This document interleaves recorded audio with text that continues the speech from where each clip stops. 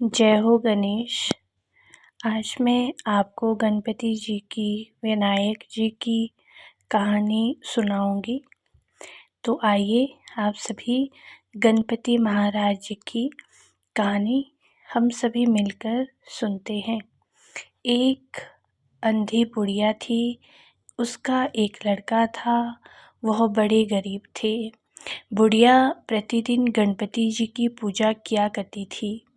गणपति जी साक्षात प्रकट होकर बोलते, बुढ़िया क्या चाहिए मांग ले।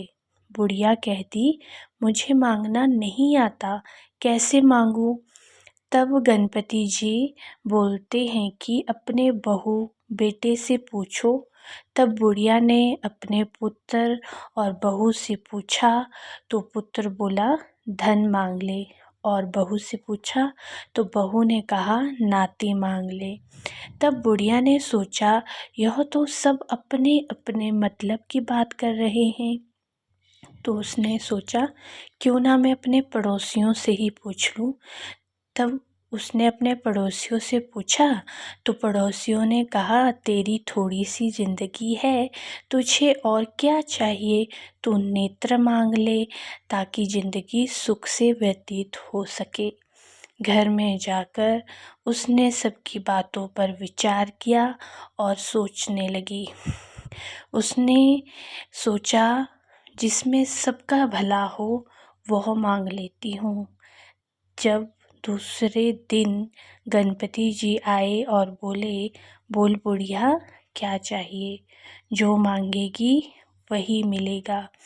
गणपति जी की यह बात सुनकर बुढ़िया बोली, हे गणपति महाराज, अगर आप मुझ पर सच में प्रसन्न हैं तो मुझे 9 करोड़ की निरोगी काया दे दो, अटल सुहाग दो, आँखों की रोशनी दो, समस्त परिवार की खुशियाँ दे दो और अंत में मोक्ष प्रदान करो। बुढ़िया की बात सुनकर गणपति जी बोले, माँ तूने तो मुझे ठग लिया है, पर जो कुछ तूने मुझसे मांगा है वह सब कुछ तुझे मिलेगा। यह कहकर गणपति जी अंत ध्यान हो गए।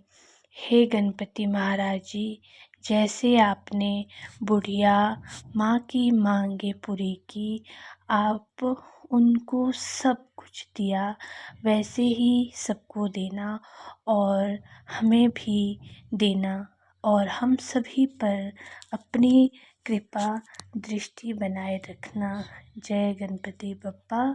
गणपति विनायक की कहानी आपको कैसी लगी, प्लीज़ कमेंट में ज़रूर लिखिए और कमेंट में गणपति बप्पा की जय ज़रूर कहें। आपसे मैं मिलती हूँ अगली कहानी में। तब तक आप इस कहानी को पढ़ें तथा औरों को भी सुनाएं। जय गणपति बप्पा की।